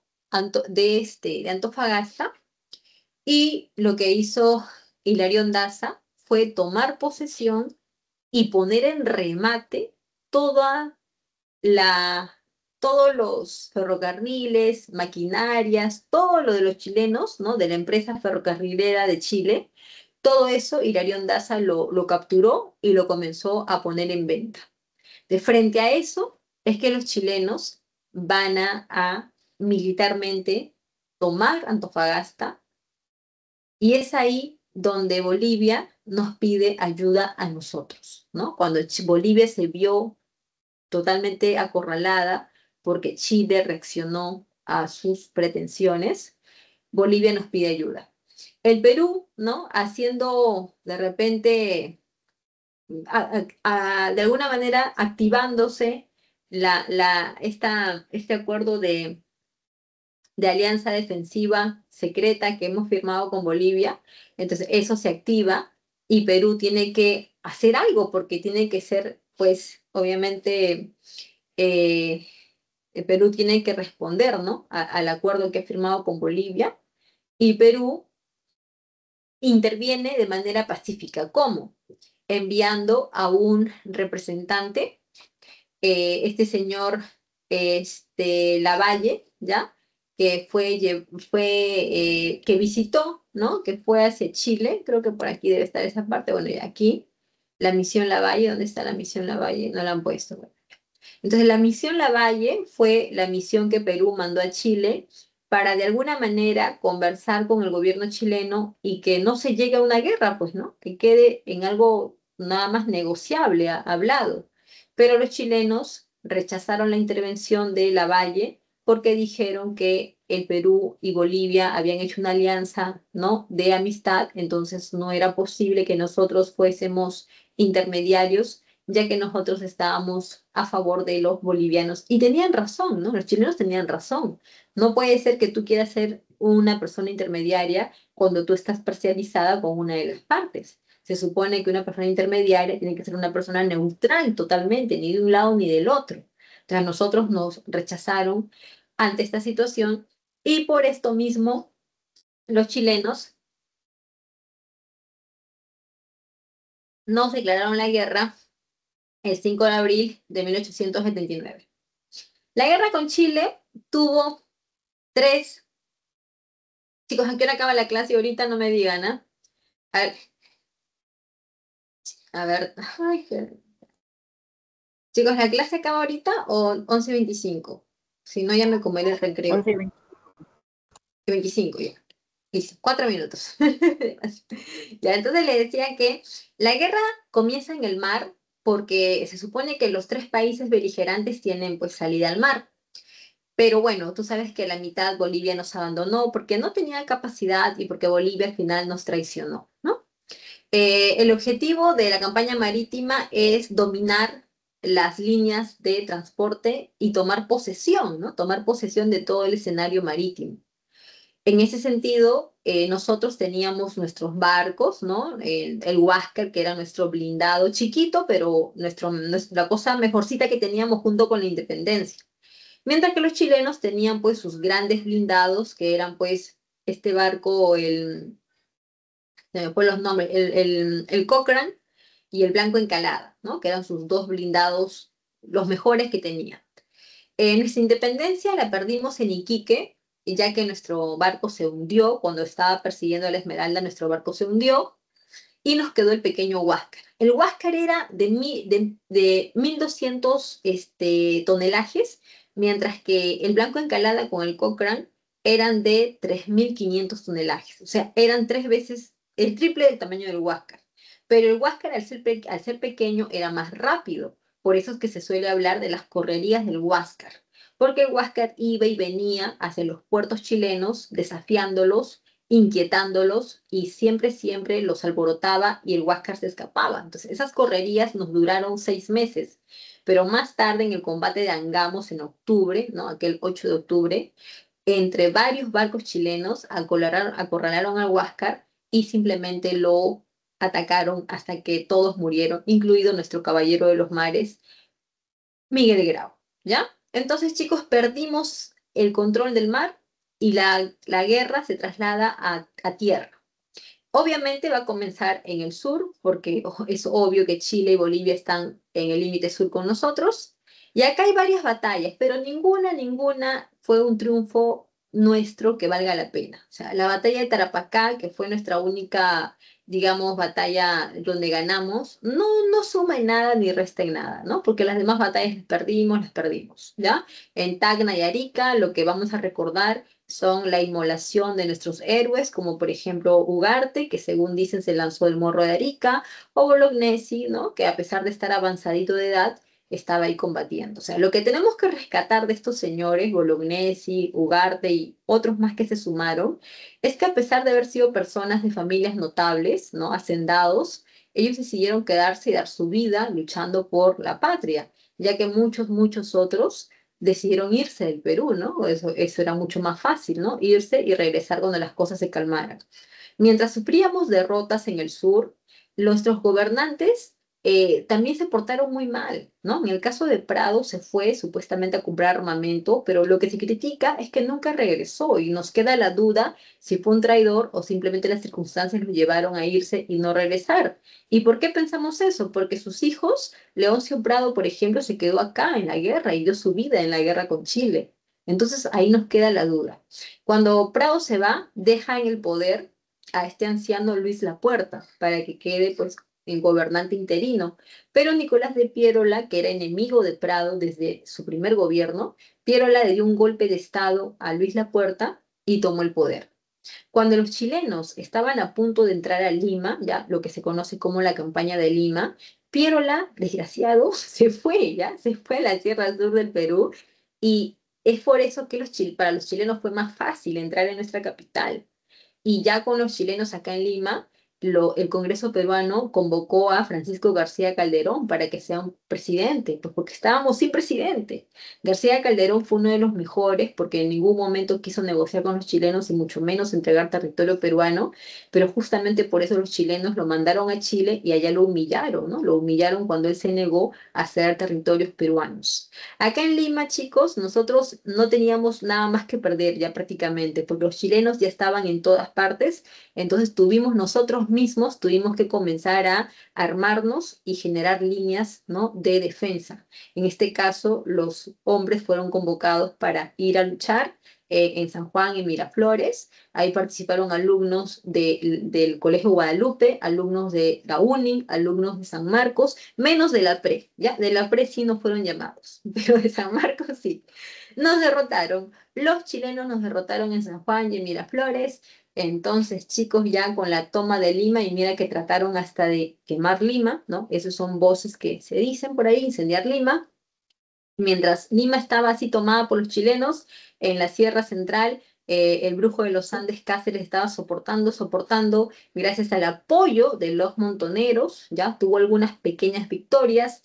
Y en la parte norte del Perú, este Patricio Lynch estaba comenzando a atacar las haciendas, los negocios, ¿no? Con el apoyo de los chinos culíes, ¿no? Otros traidores más.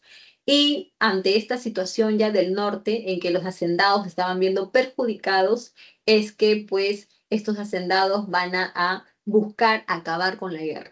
Van a llamar a Miguel Iglesias, le van a decir, oye, ¿sabes qué? Ven amigo, ven para acá, Iglesias. ¿Sabes qué? Tú me acabas esta guerra, pero ya, porque esta guerra es de los indígenas, la guerra es allá en el sur, pero ya me está perjudicando y eso no va a ser posible. No, no, no, no, no, no, no. Así que me acabas esta guerra ya. Entonces Miguel Iglesias, ¿no?, dio este manifiesto de Montán, que es un documento en el cual le dice a los chilenos, ¿sabes qué, amigo chileno? Ya, pues ya ganaste la guerra, te vamos a entregar territorio, pero ya, pues vete del Perú y ya acabemos con esto. Los chilenos al toque aceptaron y a pesar de que Cáceres trató de continuarla, ya pues viene la derrota de Cáceres, así definitiva en la batalla de Humachuco, y con esto, chicos, la guerra terminó. Ya, la guerra terminó, consecuencias muy feas, que lo vamos a ver la siguiente clase, y ya nos vamos a quedar aquí, chicos, porque ya se terminó la clase. Pues ya, así que la dejamos por ahora ahí, y ya la siguiente vamos a ver un poquito de las consecuencias del Tratado de Ancón antes de ir con el segundo militarismo. ¿Listo? Tengo que estar abriendo última hora. A ver, en la número 1 marcan la D de dado, en la número 2 la C de casa, en la 3 la E de nano, en la 4 la B de barco y en la 5 la A de avión. Listo, chicos. Nos vemos el siguiente lunes, Dios mediante. Cuídense mucho, estudien. Gracias, Alessandra. Y ya, pues pórtense bien, ¿no? ¿Listo? Besos, nos vemos. Bye, bye.